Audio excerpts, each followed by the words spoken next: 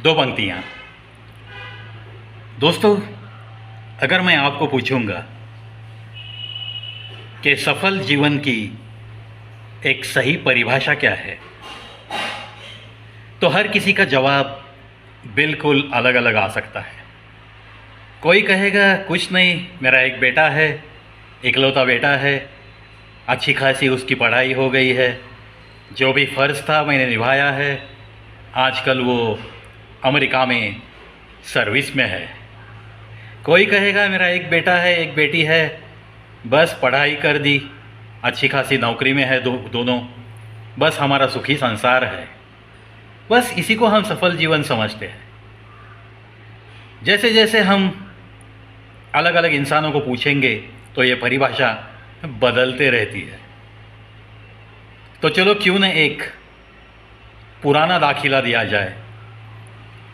अर्जुन जी को एक बार यही सवाल बहुत सता रहा था, और जब भी कोई सवाल सताता है तब उनका तो एक ही देवता था, श्री कृष्ण जी। वो चले गए, माधव जी के घर चले गए और पूछने लगे कि हे माधव, मुझे एक सवाल बड़ा सता रहा है। माधव बोले, हे पार्थ, ऐसा कौन सा सवाल है जो तू यहाँ तक चला आया? तो अर्जुन बोले, सफल जीवन किसे कहते हैं ये मुझे बिल्कुल समझ में नहीं आ रहा है। तो माधव जी बोले, चल पार्थ, मैं तुझे बताऊंगा। और वो एक पतंग लेकर खुले मैदान में चले गए, और यहाँ पार्थ इंतज़ार कर रहे। मैंने सवाल पूछा, जवाब देने के बजाय ये माधव पतंग क्यों उड़ा रहे हैं।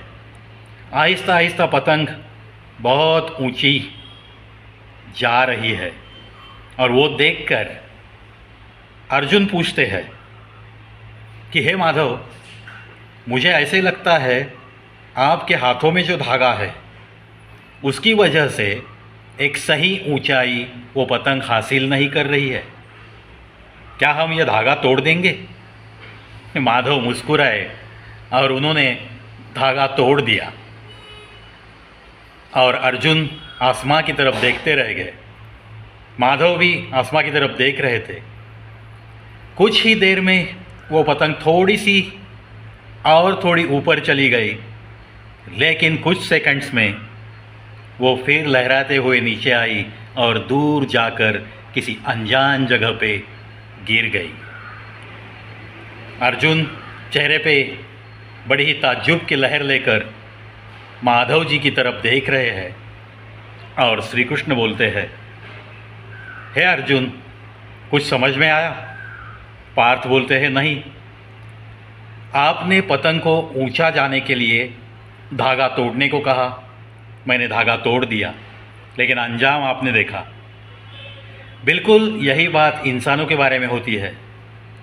इंसान जिस ऊंचाई पे रहता है, जो कुछ उसने हासिल किया है, उससे भी अगर ऊंचा उड़ना चाहेगा, और वो भी जो धागे हैं उन धागों को तोड़कर जब वो और ऊंचाई हासिल करने की कोशिश करेगा तो अंजाम यही होगा। पार्थ ने पूछा, हे माधव, वो धागे कौन से हैं, वो भी तो बताओ। बताता हूँ। हर इंसान को ये देखना चाहिए कि उसका घर परिवार, उसके शुभचिंतक, उसके कुछ अच्छे दोस्त, उसके माता पिता, उसके गुरु, उसका समाज, उसे जो चाहते हैं वो चाहने वाले लोगों की कतार, ये सब उसके धागे होते हैं। इन धागों को तोड़कर वो अगर किसी ऊंचाई पे जाना चाहता है तो वो ऊंचाई हासिल नहीं करता, बल्कि यही धागे होते हैं जो कि उसे उस ऊंचाई पे सदा के लिए रहने के लिए कारण बनते हैं। हे पार्थ, एक सफल जीवन बिल्कुल उस पतंग और धागे की तरह होता है। जब भी धागा टूट जाता है तो उस जीवन का कुछ भी अर्थ नहीं। इसीलिए इन धागों से जो मजबूती के साथ पकड़े हुए रहता है और ऊंचाई हासिल करता है, वो मरते दम तक उसी ऊंचाई पे रहने की ज़्यादा संभावना है।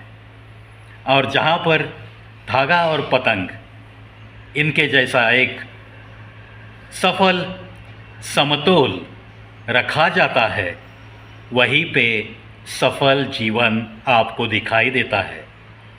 या ऐसी ही ज़िंदगी को एक सफल जीवन कहते हैं, एक सफल जीवन कहते हैं। मुझे तो ये बहुत बड़ा अच्छा लगा और इसीलिए मैं तो ये आपको सिग्नल देना चाहूँगा हर सुनने वाले को, क्योंकि आजकल की जनरेशन को ऐसे लगता है कि चलो मैंने 2-4 डिग्रियां कमाई है, अब मुझे किसी रिश्तेदार की ज़रूरत नहीं है, अब मुझे माँ बाप की भी ज़रूरत नहीं है और मुझे मेरे समाज की भी कोई ज़रूरत नहीं है। कौन गुरु, कैसा अनुशासन, क्या समाज, क्या घर, क्या संसार, ऐसी बातें कुछ बेटे करने लगते हैं, कुछ बेटियां करने लगती है ऐसी बातें। तो ये दिमाग में जो हवा जाने की संभावना रहती है, ऐसे लोगों के लिए ये एक छोटी सी कहानी दिशा दर्शक होगी। और इसीलिए आज का ये 2 पंक्तियाँ मैंने इस तरह से आपके सामने पेश किया है। चलो बातों बातों में आपको सफल जीवन प्राप्त हो जाए, इसी शुभकामना के साथ चलता हूँ दोस्तों। लेकिन फिर लौटूंगा ऐसा ही कुछ खास लेकर, खास आपके लिए। तब तक मस्त हंसते रहिए, मुस्कुराते रहिए। आपका दिन शुभ जाए।